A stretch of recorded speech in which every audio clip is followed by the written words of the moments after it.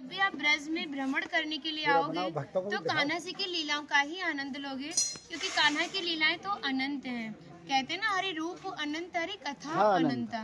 लेकिन जब भी आप भांडीर वन में प्रवेश करोगे, कभी शास्त्रों का अध्ययन करोगे या किसी के मुखार विंद से श्रवण करोगे तो ज्ञात होगा कि भांडीर वन में एकमात्र लीला नहीं है, यहाँ पे हमारी 14 लीलाओं का उल्लेख है। प्रथम लीला श्री जी के विवाह की मानी जाती है, लेकिन सबसे बड़ा ग्रंथ श्रीमद् भागवत जी को माना जाता है। आपने उसका अध्ययन श्रवण किया हो तो राधा रानी का नाम उसमें आता है, नहीं आता? श्रीमद् भागवत में नहीं आता। नहीं आता, बिल्कुल नहीं आता, क्योंकि सुखदेव जी राधा रानी को परम गुरु मानते थे। जब राधा रानी का नाम ही श्रीमद् भागवत जी में नहीं दिया तो विवाह का उल्लेख कैसे हो सकता है? लेकिन श्रीमद् भागवत जी को छोड़ के 12 ग्रंथ ऐसे हैं जो हमारी लाडली जी के विवाह का उल्लेख करते हैं।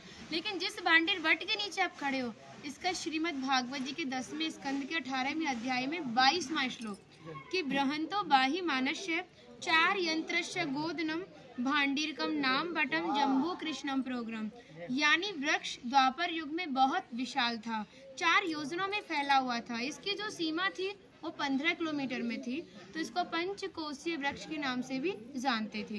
कान्हा जी इन्हीं की शाखाओं पर चढ़ के यमुना मैया को आर पार किया करते थे।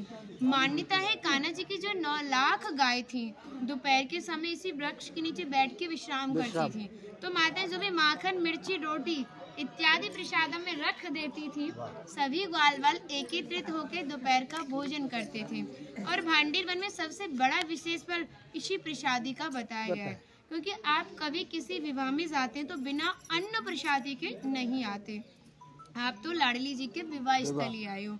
यहाँ पर जो दुर्वासा मुनि थे, जो दूब घास होती है उसी का रसपान करते थे। ब्रज की गोपियों ने इसी वट वृक्ष के नीचे उनको 56 प्रकार के व्यंजन खिलाए थे। यहाँ पर राधा कृष्ण में मल्ल युद्ध हुआ था, उसमें ये तय था कि जो भी हारेगा उसको भंडारा करना होगा। तो जब हमारे कान्हा जी हार गए थे तो ग्वाल वालों के साथ मिलके यहाँ पे भंडारा किया, उसी के नाम पर इसका नाम भांडीर वन पड़ा। यहाँ पर ब्राह्मण पत्नियों ने भी कान्हा जी को भोजन प्रसादी खिलाई है, और ठाकुर जी ने ब्रजवासियों से ये टुकड़े मांग के पाए थे, तभी नाम दिया था इसका मधुकरी। मांग के पाना मतलब मधुकरी। तभी शास्त्रों में ब्रजवासियों को अपना हृदय बताया और कहा कि जब तक ब्रजवासी की कृपा नहीं होगी, ठाकुर जी की कृपा बहुत दूर की बात है। यानी सर्वप्रथम ब्रजवासी की कृपा होना बहुत जरूरी है, जब ही हमारे ठाकुर जी हमारे ऊपर कृपा करते हैं। हमारी राधा रानी ने स्कंद पुराण में इस स्थान के बारे में ये कहा था कि जो भी गुप्त वृंदावन आएगा वो मोक्ष को प्राप्त होगा। यानी भांडीर वन को ही उन्होंने गुप्त वृंदावन कह के संबोधित किया। तो कान्हा बोले, तुम इतनी बड़ी बात को कह रही हो, लोग पाप करेंगे और सीधे दौड़े भांडीर वन चले जाएंगे, क्योंकि आपने तो मोक्ष धाम ही भांडीर वन को कह दिया। तब हमारी लाडली जी ने कहा, नहीं कान्हा, मैं जिस पर विशेष कृपा करूंगी, जिसके प्रति मेरी भक्ति भाव दोनों सच्चे हैं और भक्त मेरी शादी में उपस्थित है। यानी आज से 5,500 वर्ष पूर्व आप इस स्थान पर थे। मनुष्य तो कोई था नहीं, तो अपने आप को कीड़े मकोड़े, घास फूस, पतझड़ इत्यादि अपने आप को मान सकते हो। जो भक्त उनकी शादी में उपस्थित था वो भक्त कई बार वृंदावन आएगा, जब जाके गुप्त वृंदावन आएगा, और डायरेक्टली नहीं, किसी न किसी के माध्यम से। इस स्थान तक पहुंचने के लिए माध्यम का होना बहुत जरूरी है, और सारा श्रेय भी माध्यम को जाता है, क्योंकि माध्यम ही हमें ऐसे दिव्य स्थान पर पहुंचाता है। और जो भी भक्त भांडीर वन में प्रवेश करेगा, प्रवेश करने से जो कान्हा ने 14 लीलाएं भांडीर वन के अंदर की हैं, उनके दर्शन मात्र का फल प्राप्त होगा।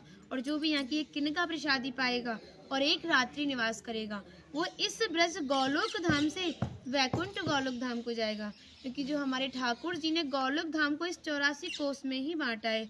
आप यहाँ पे जो भी दर्शन करोगे वो प्रकृति की देन के हिसाब से और मानव निर्मित दर्शन है, लेकिन आप गौलोक धाम में जो भी दर्शन करोगे वो ठाकुर जी के हिसाब से हैं।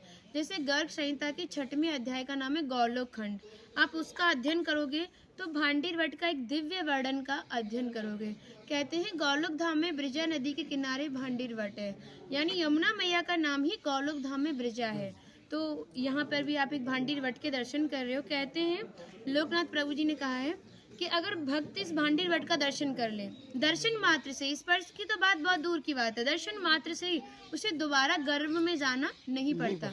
यानी भक्त 84 लाख योनियों से मुक्त होकर मोक्ष को प्राप्त करता है। बोलो राधे राधे। राधे राधे। इनका माता जी का नाम है इंदुलेखा, जो भगवान की राधा रानी की 8 सखियां थी उनमें से एक है ना। और मन नहीं कर रहा कितनी तारीफ करे, वो है नहीं इसलिए बोल नहीं रहे, कृपा कारण स्टार्ट कर दिया। हम सब केवल बाजरे की रोटी खिला रही हो, तुम सच में राधा रानी हो। और ऐसा आशीर्वाद दो हम सबको, सच में ऐसा आशीर्वाद दो कि हमारी मैया भी, हमारी सब माताएं भी थोड़ा थोड़ा जिनसे ये मिलें। देखिए भक्ति का स्तर है, एक इतना बड़ा एक इतना है, तो इनको जो इनसे छोटी भक्ति में ने, ये भी उनको कुछ ऐसी बातें बता के भगवान की ओर आकर्षित करें। सबको ऐसा आशीर्वाद दो। आप ब्रजवासी हो इसलिए सक्षम हो, दे बहुत सकती भक्ति हो। बढ़े और ब्रज में वास मिले।